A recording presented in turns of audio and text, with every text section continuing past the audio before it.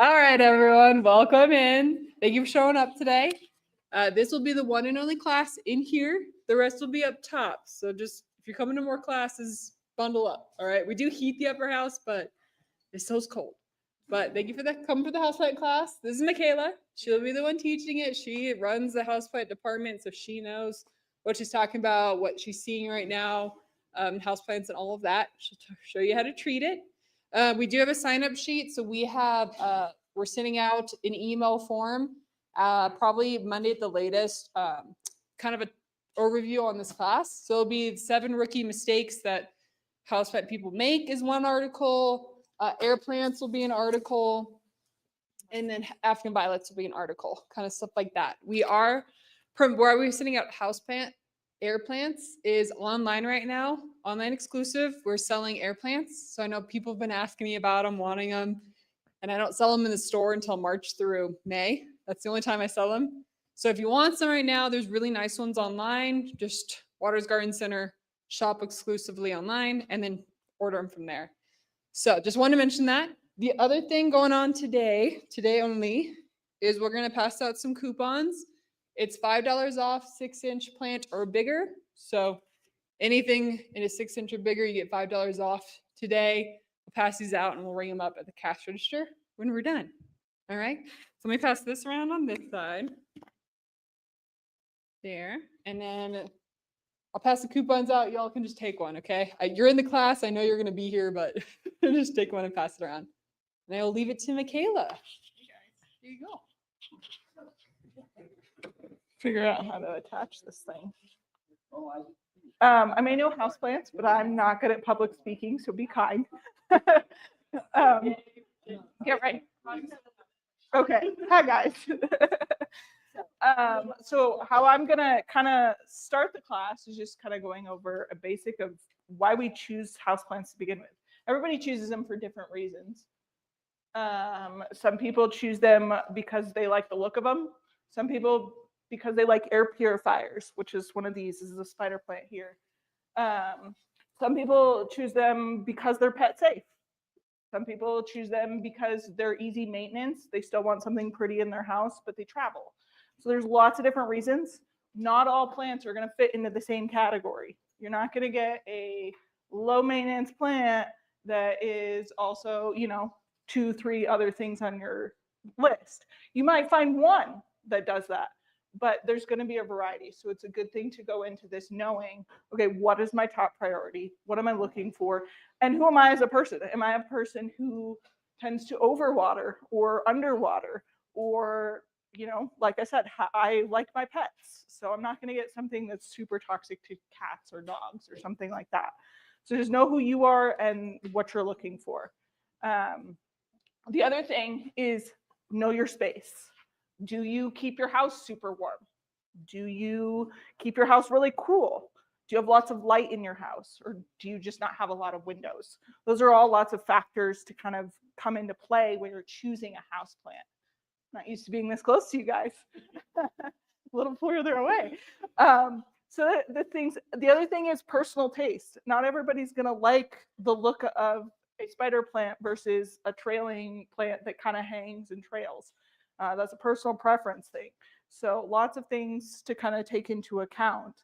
After you make that decision, you kind of start looking from the bottom up, choosing, what you're looking for. So you've picked out your plant.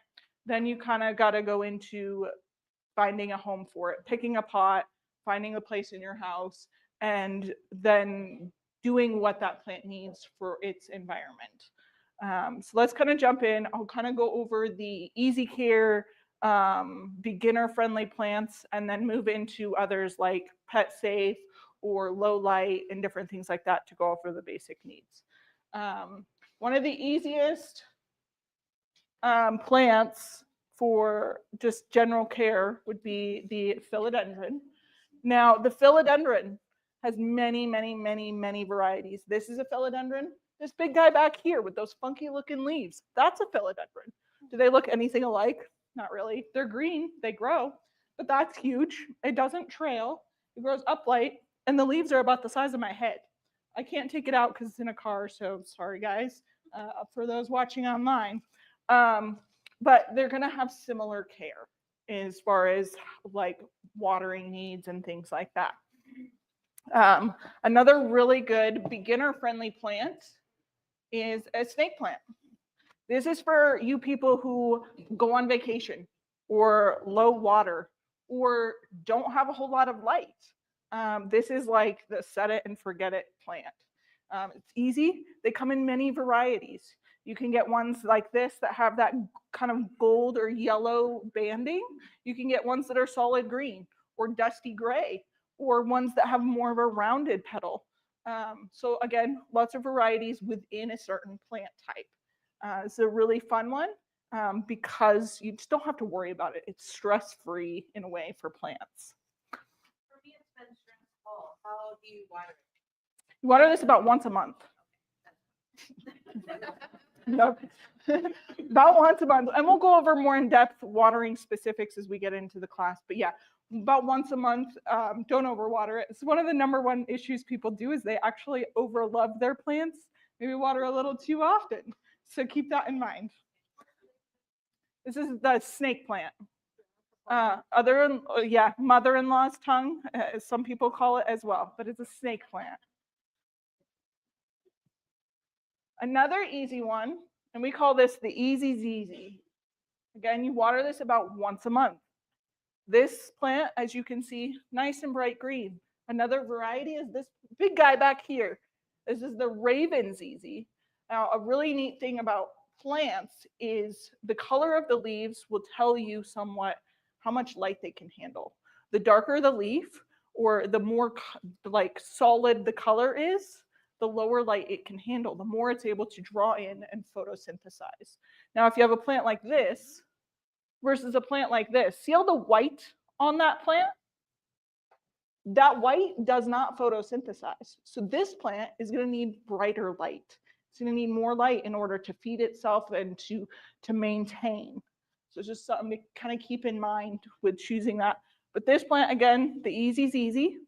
Water it about once a month and feed it, a little bit of houseplant food and it'll go.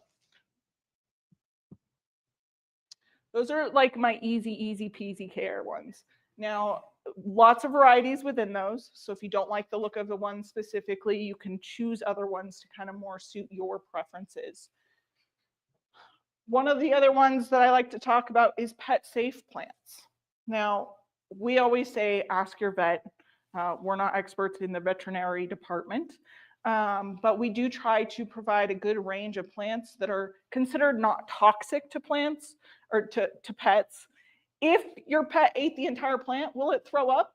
Probably, but that doesn't mean it's going to poison your pet. Those are two very different things, being sick versus being poisoned.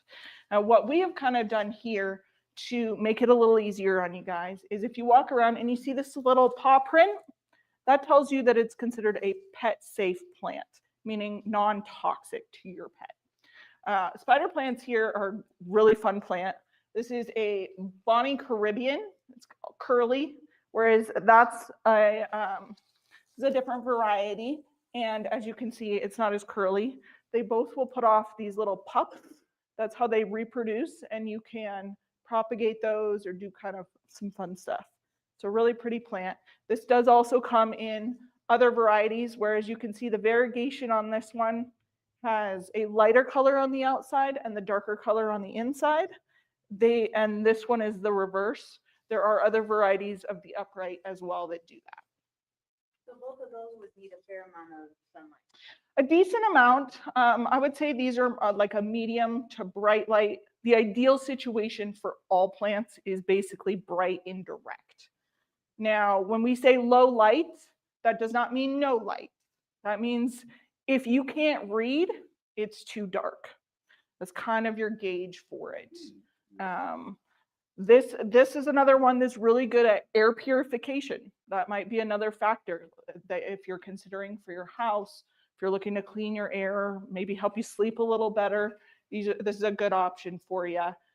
This plant is pet safe, but it is a little bit of an aphrodisiac for cats. So if your cat's nibbling on it, they're getting a little high, they're a happy kitty. but it's not, that's why they're going after this one a little bit more specifically than some of your other houseplants. It's a real fun one. You can get it hanging or like a tabletop. Both varieties do, we occasionally get vice versa with the hangers or without.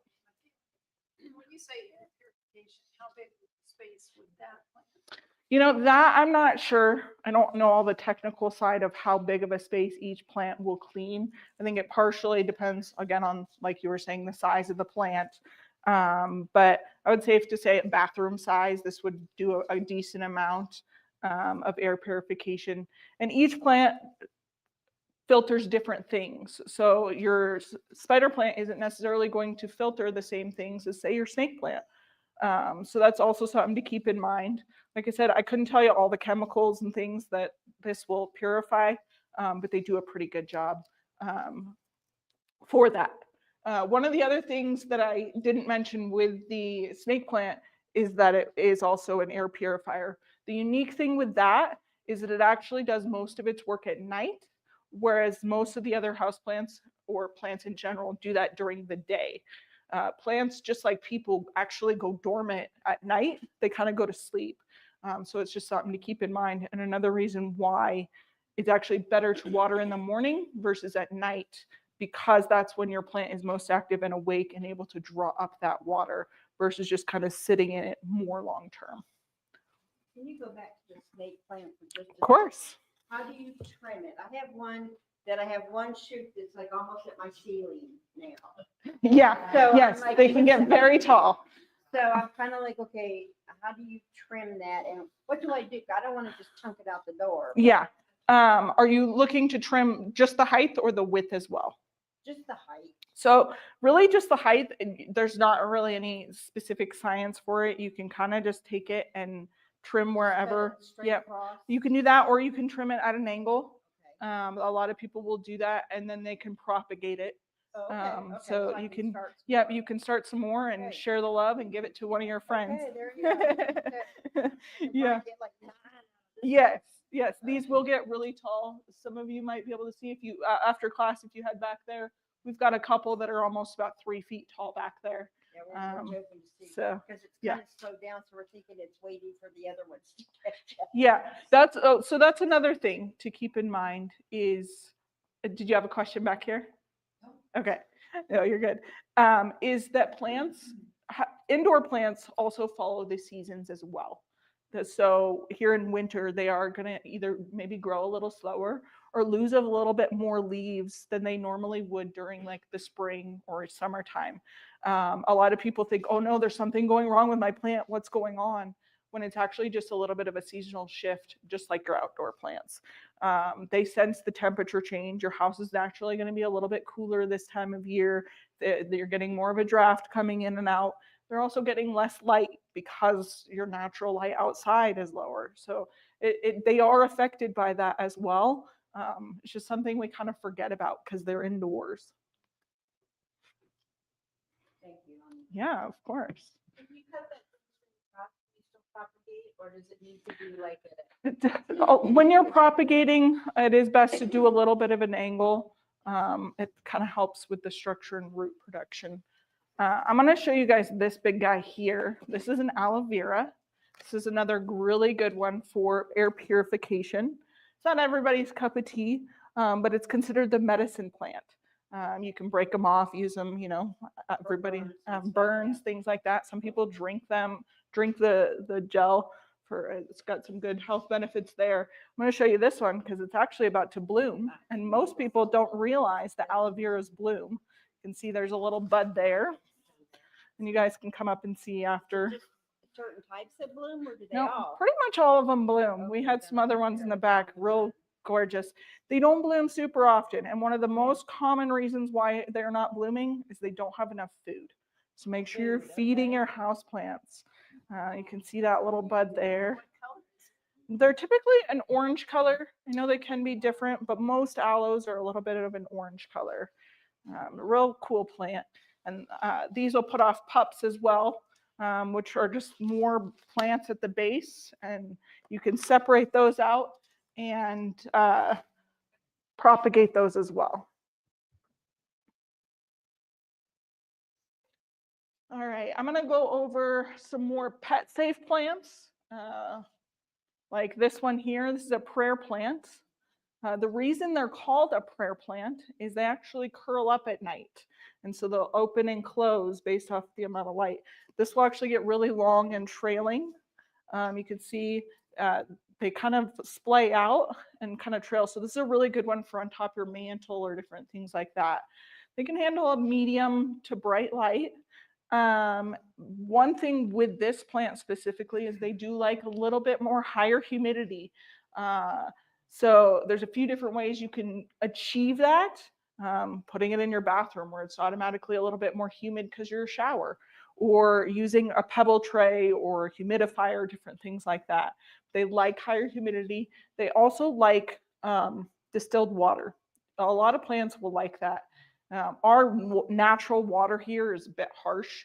So if you're really kind of getting more into the nitty gritty of some of your house plants and things, using purified water can help prevent browning tips. You'll notice that on some of your plants, especially like your spider plant here or a few different things. So if just the tips are doing a little brown, that's a sign. Reverse osmosis, is that? Yeah, that's great. Yep, that's a great one. She was asking about reverse osmosis. Basically, any type of purification will help take out some of the harshness of our hard water here and just really help things out. I was mentioning browning tips. I have a question about water before we. Sure. I'll take my water out of my tap and I'll put it in a jug for about a week. And I heard that dissipates some chlorine in it. Yeah, it definitely can. Yeah. Would that help? Yeah. Okay. Yeah, basically, it will help. It's not necessarily going to take out some of your harder things like your calcium deposits and things like that. But whatever you can do to kind of clean your water just a bit will be helpful. And if you're leaving it on your counter, you're creating a little bit more humidity for your houseplants anyway. So that's another good benefit. Yeah, of course. This plant, I was talking about browning tips. Browning tips can be a sign that it's wanting a little bit different water type. It can also mean that it's not getting enough water. That's usually your first sign that it's not quite a deep enough water. So maybe check your soil. Not necessarily water more often, but making sure your soil is thoroughly saturated when you do water. We'll go over a little bit more watering tips as we go as well. But that's a good one to kind of go over, knowing the differences between what your plant is kind of telling you. Are you circling back to the aloe at some point? I can, or do you have a question? I always think of aloes as being outdoor plants. Mm-hmm. So can they, I brought mine in for the winter, Yeah. but can they go back and forth with no harm? It depends on your variety somewhat. There's lots of varieties of aloe. These, you can go in and out during the seasons. You don't want to leave it out during winter. It's just we're a little too cold for them. But yeah, you can put those in and out. Most houseplants can actually go in and out during different seasons. You just kind of want to pay attention to your watering is going to change up a little bit, and making sure that they're not in full sun, especially here. We're a little too intense for them. Most houseplants are tropical plants, and though they're getting warmer temperatures consistently, they're not necessarily getting more sun. They're under the shade of a canopy in a tropical area, or their humidity level is so high that it's not causing that burning when they are getting more sunlight. So it's just something to keep in mind when you are transitioning your plants. Another good point with that is if you're transitioning it in and out, just be aware when you do take a plant back inside, there is a higher chance of it having a pest or a bug that has kind of come into your soil. So I always say during that week, just do a little bit of bug maintenance, things like that. You don't want to necessarily bring something into your home, a pest or something, because they're harder to get rid of when they're contained inside. We'll go over that as well towards the end as far as bug maintenance and things to look for on that. Yeah. One of the plants I want to go over, this is a Chinese evergreen. This is a low light situation. Now, this one is not considered pet safe. So if you've got cats or dogs that like to nibble things, maybe steer clear of this one. But it's a really fun one for those offices or areas that just don't get quite enough light for your other plants. This one, we water maybe once a week, and then we feed it when we water it. It comes in multiple varieties. Got something like this. And then we have other ones that are just more of a neutral green without quite as much variegation. But as you see on this one, with that white color on it, it is going to need a little bit more light than, say, this one, who's got that little bit of a color to it. It's going to photosynthesize just a little bit differently. It's a really easy plant. If you like a Dieffenbachia, which is another type of plant, looks similar to this, those are a lot more finicky than, say, this variety of the Chinese evergreen. So another fun one. These will actually put off a flower somewhat similar to a peace lily here. So they do flower again, just takes the right environment, takes the right food.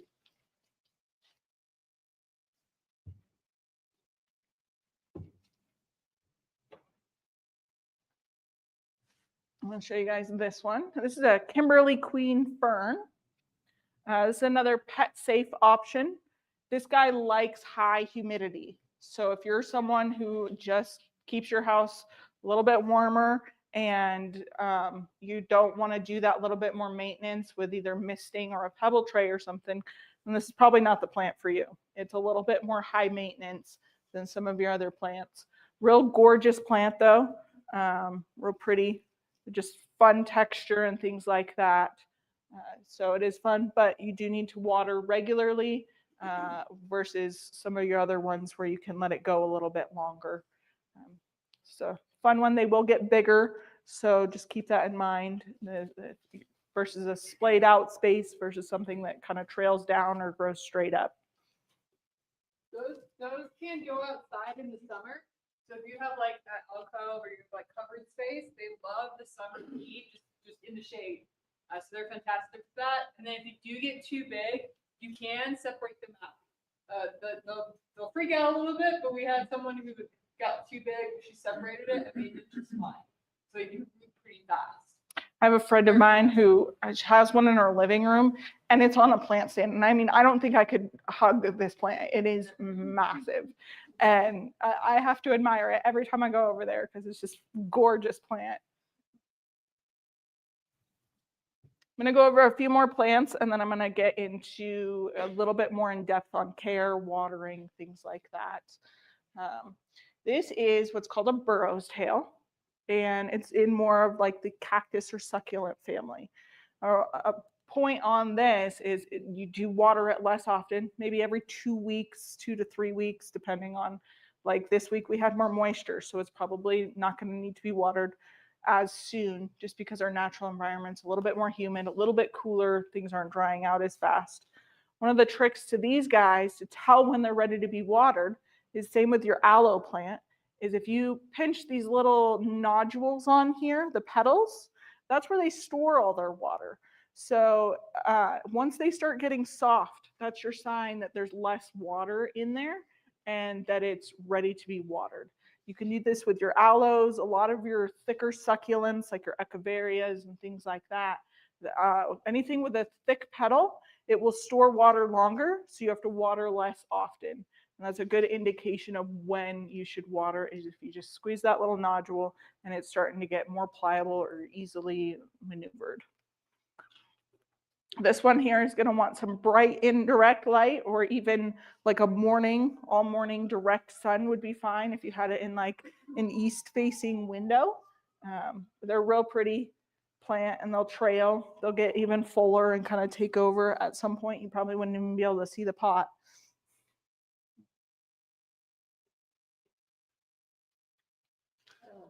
I'm going to talk about your peace lily. This is one of the most popular plants out there. It is considered a beginner plant because it's very obvious when it needs to be watered. It's a very dramatic plant. It'll start drooping and you're like, oh my gosh, I killed my plant. It's dead. It's never coming back. And then you go water it and it's like, I'm alive. I'm perky. I'll be back. We're fine. So this is a very dramatic plant.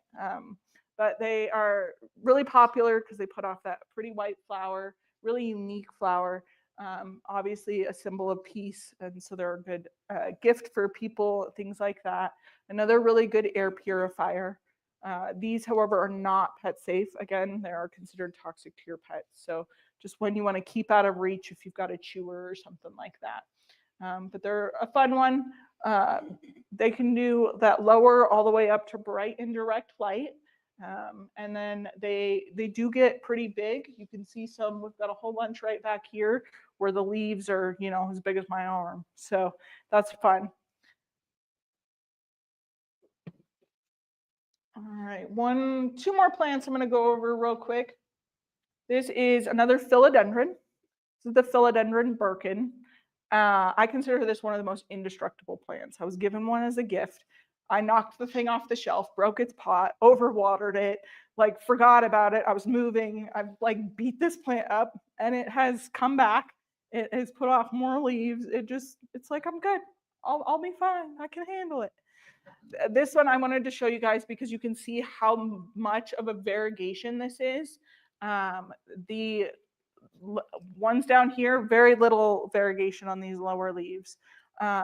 So the more light it gets, the more variegated it will become. This plant, it's great because it's versatile. It can go in a lower light situation. You just won't have as many stripes. It'll revert back to more green color. It's adapting to its environment. It's going, okay, I'm not getting enough light, so I'm just going to turn green so I can absorb more light. I have mine in a pretty low light situation, so it doesn't have any variegation like this bright white leaf, but it's still got these fun little stripes on it. It's just a really easy plant there. I water mine like once a week, and that's about it. You know, it doesn't have the humidity needs that say like your fern or something like that. So good one there. Talk about one more. This is a little bit more of a high maintenance plant, but it's cool. We bring this one in. This is an alocasia. There are many varieties of alocasias. We've got ones that turn, the leaves are purple or silvery colored or different things like that. I bring this one in because it's a little bit more drought tolerant, not quite as dramatic when it comes to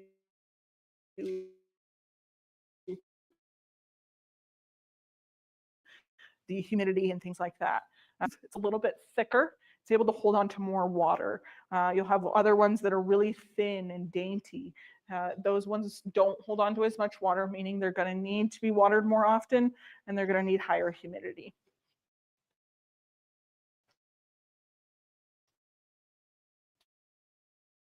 I left this one for last because I'm going to jump into keep your humidity level up if you're not wanting to go in and mist or put it in a specific area, things like that. So one of the things that you can do is you make yourself a pebble tray. You get a saucer. It doesn't matter. You can do plastic, ceramic, whatever. You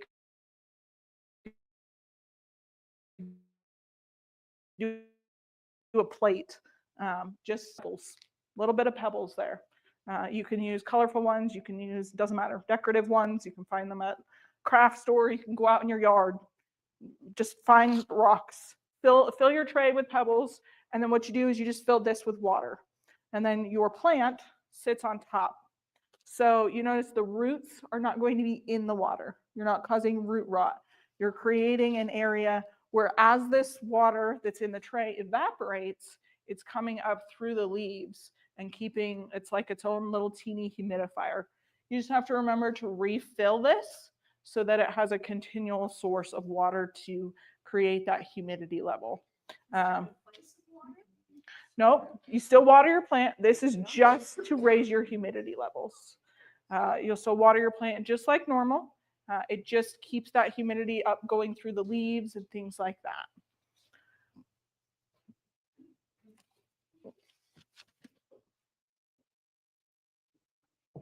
Another way you can keep your humidity levels up is just using a mister bottle.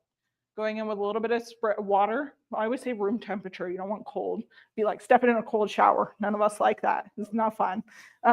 It's just getting a water bottle full of and misting your plants with it. not all plants like having water on their leaves. So that's where the pebble tray kind of comes into place. Like your African violets, they don't like their leaves getting wet. So it's that's why you go with a specific pot for those. But this will mimic that environment without having it water droplets directly on there. Putting it in your bathroom. If you got a place where you're like the rest of my house is just dry, this plant needs a little bit more humidity. Your bathroom is obviously going to be a naturally more humid environment. So if you've got a good window in there, that might be a place for a specific plant that will be beneficial.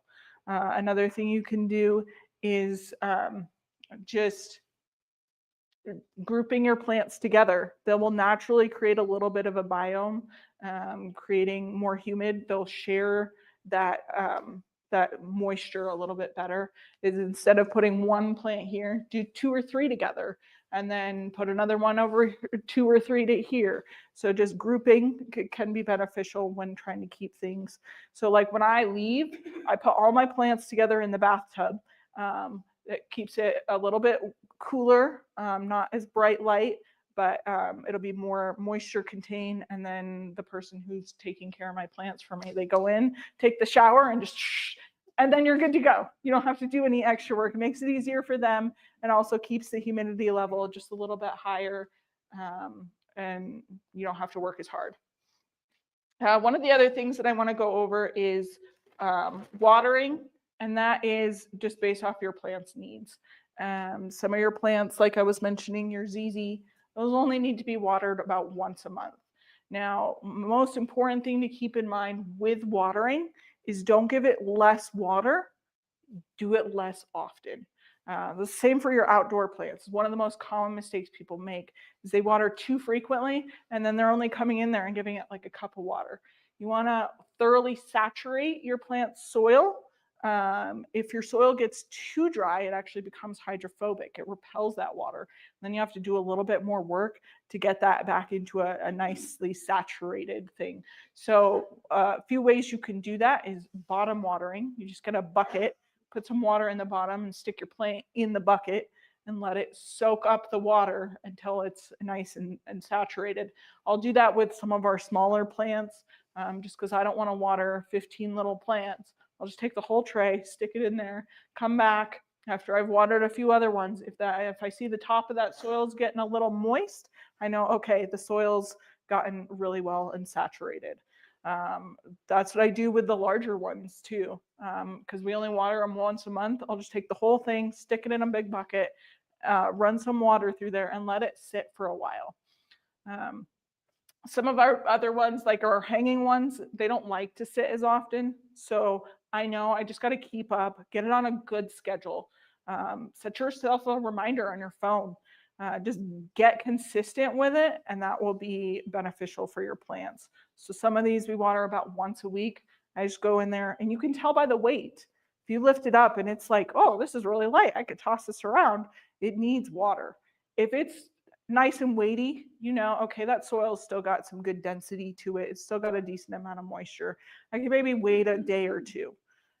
Checking your soil levels, you can use your finger, just stick it down in there. If it's moist up to, like if you can put your finger down to your knuckle there and you can feel moisture, give it an extra day. It doesn't need to be watered quite yet. If you can stick it all the way up to your hand almost and it's still dry or really light, that means you should probably water. It's getting kind of dried out. This will obviously be different per plant, but when you water, making sure that your soil is nice and saturated is the way to go. You'll see sometimes that your soil will separate from your pot. That means it got too dry. So I'll go in there and kind of shove it back down in there, let it soak a little bit longer, get it rehydrated so I know it's got a good drink. Got a question in the back? So like water just going straight to the bottom. Mm-hmm. Let it. Not like the soaking. Yeah, that's when you want to soak it. If it's running right through, that means it's gotten a little too dry. So I would. If the leaves are yellow, that can be overwatered. Yes.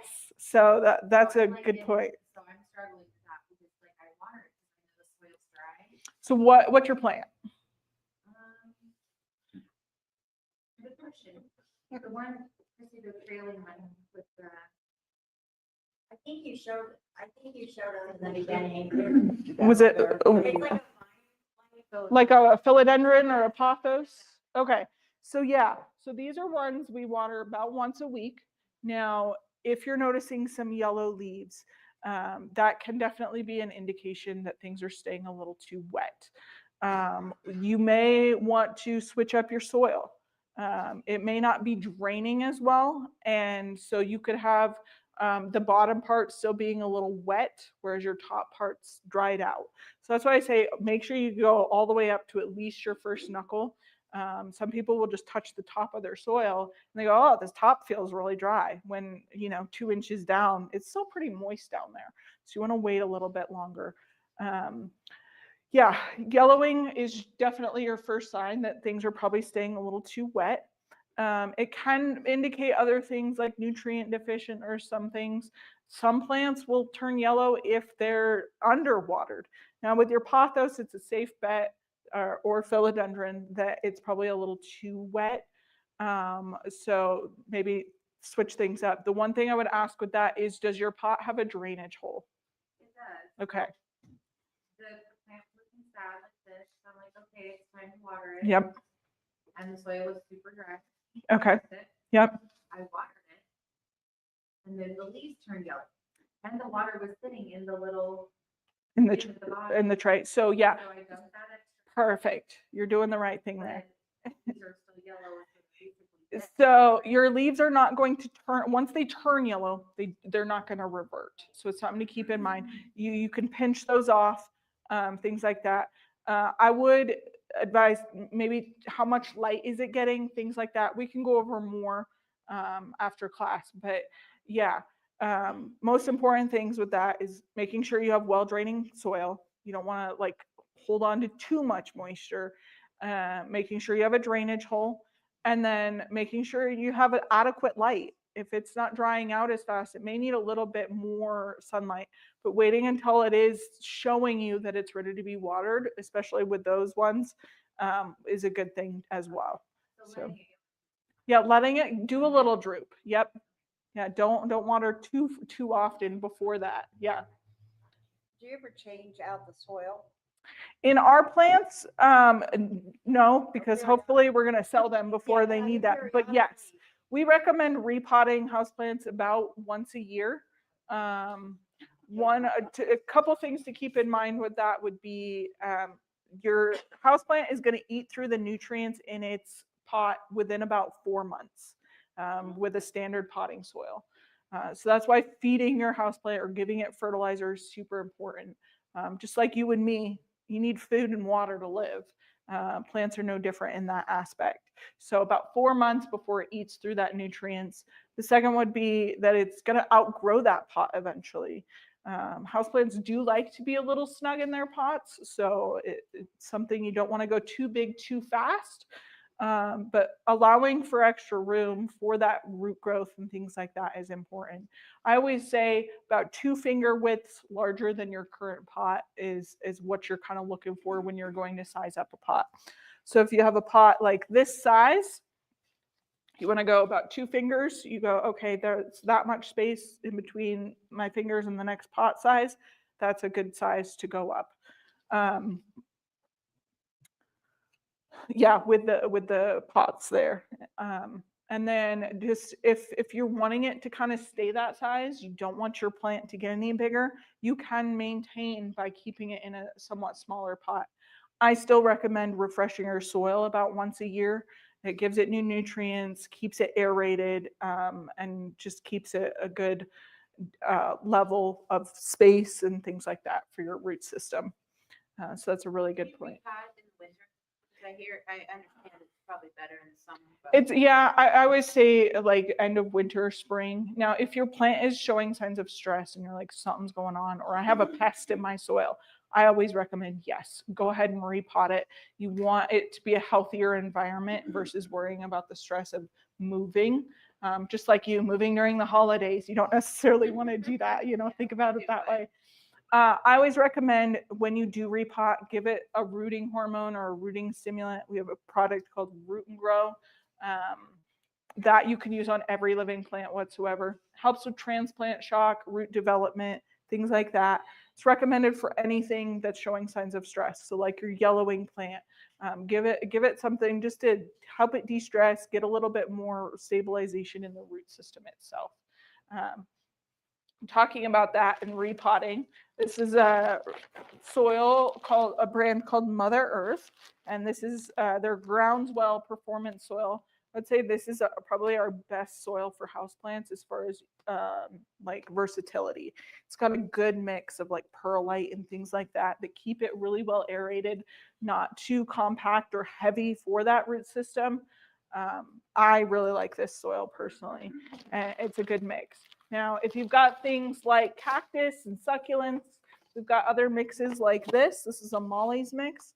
This is really well draining. It's actually a soilless mix. So it's going to just kind of mimic the native environment that those plants live in, and just keep them from getting root rot and things like that. We do also have, if you're doing a lot of plants, we've got our regular houseplant soil over there. It's a frozen bag this morning. It was a little cold when I carried it in, but that soil holds on to a lot of moisture. We've developed it to be really good for outside plants. So just knowing that, you're going to want to just keep that in mind when you switch soils. Some soils are going to hang on to moisture more than others, so that will affect your watering schedule. You may have to go an extra day or two. What about orchids? Orchids, I didn't bring up the stuff. We do carry an orchid mix. It's real chunky. It has bark and different things like that. Orchids in the native environment live out in trees, so they're not actually in soil. So when you do that mix, you want to keep it a nice light aerated. And then we always recommend planting in an orchid specific pot. That will keep those aerial roots from getting too waterlogged and things like that. And then for watering, you just take the whole thing, give it a nice good soak, and pull it out. Just keeps it more similar to its natural environment in that way. How about those money tree? Money tree? Yep, the braided one. Yeah, those I recommend just like a standard potting soil. And they do like, yeah, the Mother Earth is a great option for those. They do like a good decent amount of humidity, but not super wet soil. So that's where having like a pebble tray or something like that would be very beneficial to keeping that up. Now, some of those plants can get a little large, so it's just something to keep in mind. You want to kind of plan ahead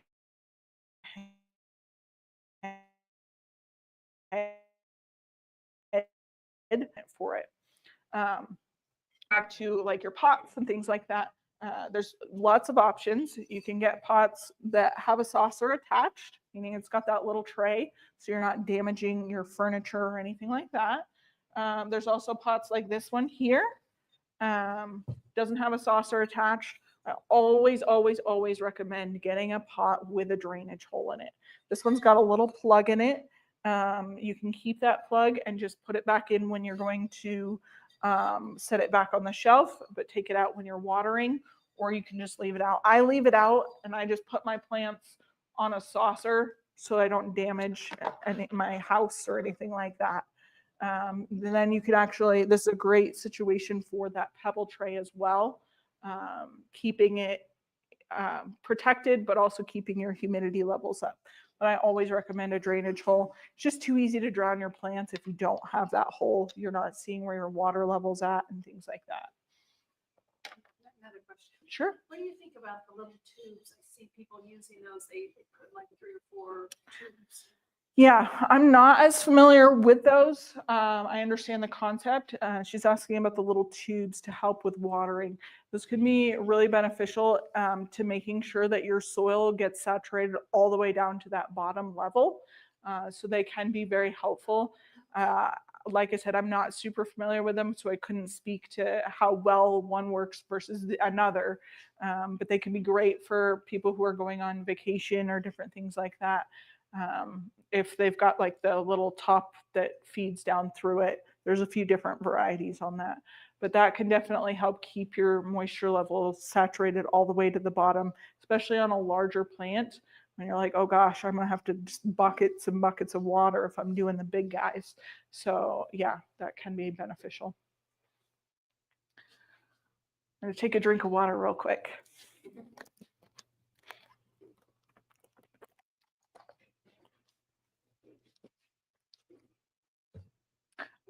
One of the things I want to go over is, since we're talking about repotting plants, is soil amendments. A lot of times we think soil amendments, oh, I just need that for my outdoor plants. I don't need that for my indoor plants. But if knowing yourself, if you're someone who, again, you don't like to water super often, you want low maintenance, or you go on vacation, doing things that can kind of help you out with that is beneficial. And you want to do that before you put your plant in the pot. So it's something you got to think about ahead of time. There's products like Woolits and Aqua Boost. These are two really good products. You can use them together. You can use them separately. They both help with water conservation. This one here is a really fun one. It's made out of sheep's wool. So it's a regenerative product, but it swells up to about 30 times the size of these little pellets, what they are, and it absorbs extra moisture. So, yep, sheep's wool. So it will absorb excess moisture, and then as the soil dries out, it absorbs that extra moisture from the wool. It'll also biodegrade and feed your plant. It's got some really good nutrients in there. So over time, you'll notice your soil settling when you put these in. It's because it's eating these little pellets. I have a fern, and it's getting the brown tips along the edges and everything, so I know that's like lack of moisture. I have it in the pebble tray and I'm misting it, and it's still kind of in the brown tips with This would probably help with your fern. You may want to try your filtered water. I was mentioning that at the beginning. Okay. Yeah. Yeah. So filtered water or even distilled water can help somewhat with those brown tips. We do live in the desert, so some of that is going to be a little natural. They are, forest plants. They're used to being in that. This would definitely probably help. It'll keep an even level of moisture in your soil. So like she was mentioning, hers is yellowing out. If you're inconsistent with the timing of your watering, things like that, where you watered once here and then you gave it an extra day, or you watered a little sooner, this will help even things out. I used this on my philodendron that I overwatered. I just went and took a handful and I stuck it on top, and they all swelled up. It looked kind of funky, but it absorbed a lot of that extra moisture, and then I knew I wasn't going to drown out my plant. But it'll also keep your soil at that good level, so it may actually give you a few extra days in order to not have to water without thinking, oh, it's staying too wet, because your moisture is in these and not necessarily sitting in the rest of your soil. But it'll release as needed. So really good product. It's not really well known. It's one that we started carrying last year that we've seen some good results with. Another product that I wanted to mention is Aqua Boost. This is a product that we developed here ourselves. It's got mycorrhizals in it, so it's really good and beneficial for your soil itself. This again will absorb moisture and looks like gel. Looks really funny. It's kind of slimy, but it will lengthen out the space of time you need to water quite a bit. So if you're one that goes on vacation, you put this in your soil, and it could extend your watering by as much as a week or more. You have to keep that in mind. Don't forget that you put those in there and continue to water on your really frequent schedule, because it is going to allow you to space that out further.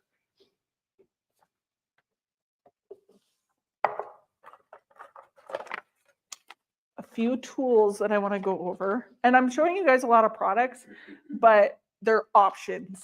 Like those are two products that pretty much do the same thing. So it's not like you're buying every single one of these products or anything. This is like buying two different colored t-shirts. They just do the same thing. They just provide you options. These are moisture meters. These are great for your indoor plants. They're not as accurate for your outdoor plants, especially with the length of the probe that they come with. This one here, we use this almost every day. especially for your bigger pots that you like 1 finger depth is not going to get you down to your root system. You take this, you stick it down into the soil till it hits about where you think that root level is going to be. And then this little red line there will kind of go up or down to where that moisture level is at. For the vast majority of our plants, I always recommend you wait to water once that little red mark is hitting that line between 1 and 2. That gives you a good idea. Other plants, some of them, you want to wait until they get all the way dried out, like your drought tolerant cactuses and stuff. So you're not necessarily going to be using this on a regular basis for those. There are instructions on the back for your different types of plants and what level is like an adequate dampness or dryness for those. This you do not leave in your pot. You stick it in, you read the moisture level, and then you take it out. If you leave this in your pot long term, it can damage the sensor.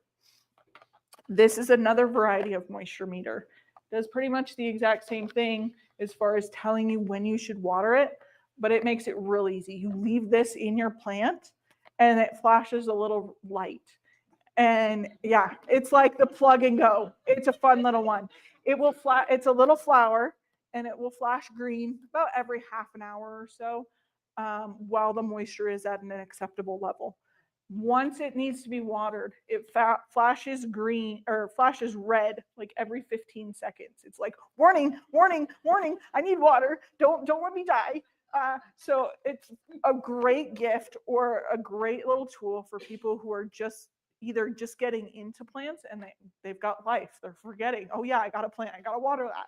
This is a good indicator. Hey, reminder, got to go take care of that plant. So it's a good one. Or for the people that just are like, I'm going to set it and forget it, you know? So there's tools out there. Don't let plants be too scary.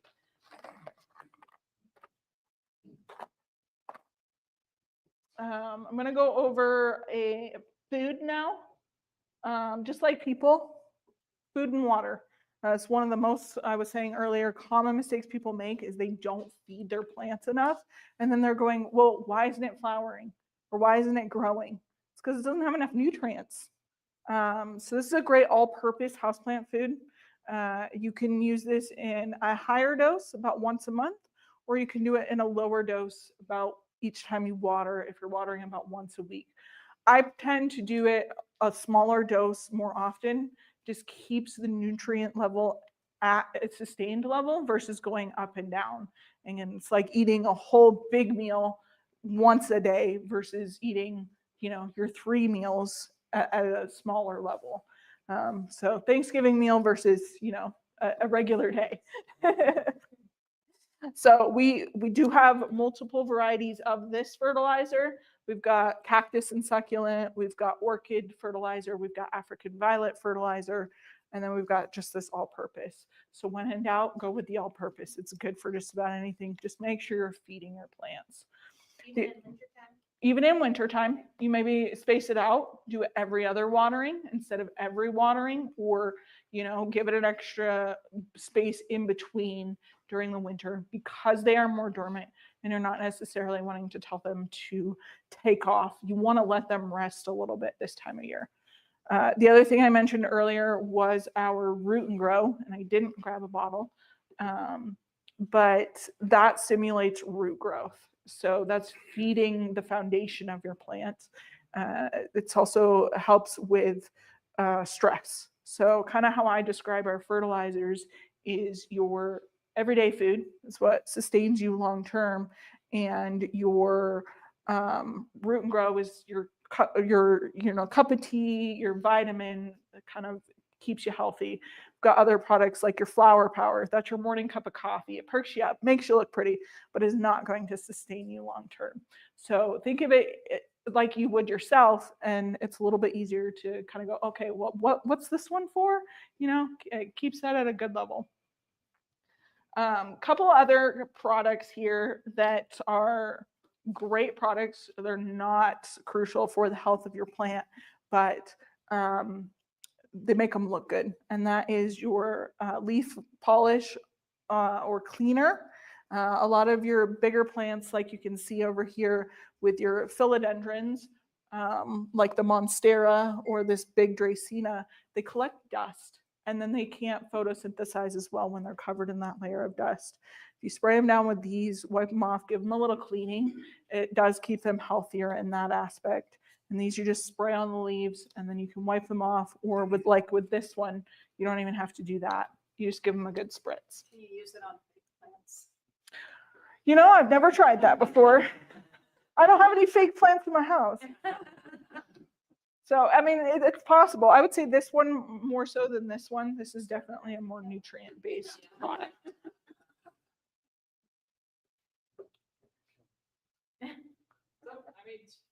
Okay. Yeah, where are we at on time? We haven't. Pests, yeah, that's what I was just going to touch on before we close out. Okay, cool. I thought I was going to be talking too fast. This is going well, guys. I'm going to go over a few products here. Again, there are different products. Some of them are very versatile and you can use different products for the same thing. I'm going to go over these first. The most common houseplant pest is fungal gnats. That number one cause of that is when your plants are staying too wet. Give it an extra day in between watering. Let your soil dry out just a little bit more and it will help mitigate some of that. We always say 2-part treatment with that. You've got those little pesky buggers. They're flying around, driving you crazy. Gnat stick will take care of the ones that are flying around. Just like a fly trap, all that it's going to do is it's going to attract them. They're going to stick to it and then they're stuck and they can't go anywhere. This here is a systemic insect granular. This you put down in your soil and it will kill the eggs. So it stops them from reproducing. So that's why we say 2-part process, because if you take care of all the little flying ones, but they've already laid the eggs, guess what's going to happen in a week? You're going to have a little more flying buggers. So do the 2 parts, take care of them. This will take care of most insects that are in your soil, the eggs and things like that. So it's a great product. It's pretty versatile. I do this every time I replant. Every time I bring one in for the winter, it just helps as a preventative. You don't want to bring those bugs in, kind of safety measure, and it's slow release granules. They'll break down over time in your soil. What about herbs? You know, herb pots that you have indoors. Is that safe? The gnat sticks are. I wouldn't necessarily. I mean, this isn't going to be organic, so I would. I haven't looked this over specific for veggies. We have another systemic one that are specific for fruits and vegetables over there. I didn't pull that out, obviously, because we're not doing fruits and veggies, but we do have an insect granular for fruits and vegetables. So just different product. A couple other ones I want to go over real quick are spinosad soap and indoor outdoor. These are both just spray insecticides. This one is a natural organic product, so you can use it, like you were saying, on your herbs and vegetables, things like that. It's a little more natural if you're concerned about what you're spraying in your house and things like that. Now, keep in mind, anytime you use an organic product, you may have to do a second application. It's just not going to be as toxic. You don't want it to be, but that tells you it's not going to necessarily be as fast acting or as potent as a more chemical-based product. Now, if you've got a bug that you're just like, I just want it out, I don't care, I'm not eating the plant, let's just get rid of it, use something like your indoor outdoor. We carry in multiple brands, and you just spray it on the plant. It's a contact killer. So find those bugs, make sure you give them a good dousing and spray them down. They're both going to do the same thing. It just depends on the environment and kind of what you're looking for in your house, and kind of what your needs are. That is pretty much it for the products. I didn't get a chance to go over trellising and things like that, but we can definitely go over that later if you have more in-depth questions about that. I want to give you guys an opportunity to go over any other questions if you've got anything now. I have 2. Sure. Really quick. Yeah. First, I love your big bag of fertilizer that I got for my outdoor plants. Yes. Can I use that for my house plants? You can. You just want to make sure you follow the instructions for container gardening. You'll notice that the amount you use is way less. So that's the one important thing to keep in mind. Just keep that dosage real low and keep it spaced out just like you would with your outdoor plants. Yeah. Okay, and then my second question is, I love to propagate my plants. Mhm. I have some very easy plants that just root like tomorrow. Mhm. And I go to put them in my dirt, my soil, and they just die. A lot of times that can indicate that your soil's a little too heavy. Yeah. So if you do a higher mix of like perlite or something like that in your soil when you're first starting out, that can keep it, because those roots are still really tender. So you want to keep it aerated. Lighter weight soil will really help with that. And you'll probably see some better luck. I always recommend when you move your plant into soil when doing a cutting, make sure you do a rooting hormone, or that will help reduce that shock and just help it root out faster as well. And is that product here, the rooting hormone? No, the rooting hormone's actually right over here. That was the one I said I didn't manage to grab a bottle of. It's a liquid. It's called Root and Grow. Yep. With propagating, Mhm. like a spider plant, do you put it in water to root it? That's usually the easiest way to do it, is put it in water. I would say let it harden off. Yeah. The question was, when you're propagating plants, especially like a spider plant, do you put it in water first? So I always say yes. Then you can see where the root development is at before you move it into your soil. It's the easiest way to do it. Again, you can give it a little bit of rooting hormone to see that happen a little bit faster. So if you were to cut a baby off Mhm. of that spider plant right there to put it in water, where would you do that? Like, how would you do it? I'm gonna let Mackenzie touch on this one. I've never done a spider plant Okay. before, so I'm gonna let her. I'll do it for the online class. Yeah. Don't look at this. So she asked if, sorry, let me have your microphone. That helps the online class too, okay? They get to see. So they asked about propagating a spider plant. Where do you cut it? Where do you propagate it? So take a little, okay. So you're gonna take one of these. See if I can separate it out for you. And so I would cut it. See, I don't know. When you come up late, you can tell it's already sending off roots. Like they're all already sending off roots on their own. So you can cut it close to where the plant ends, right there. I mean, right at the tip, right at the end, and then just kind of soak it in water. I prefer these in water myself. It's a little easier to get them going. You could try dirt, but until they have a root structure, water. But you just cut it like right there, put it in water, kind of thing. Real easy like that. Pothos, you go to the nodes and stuff on the pothos. If you're interested, I could show you. But yeah, spider plants, just cut them and soak them.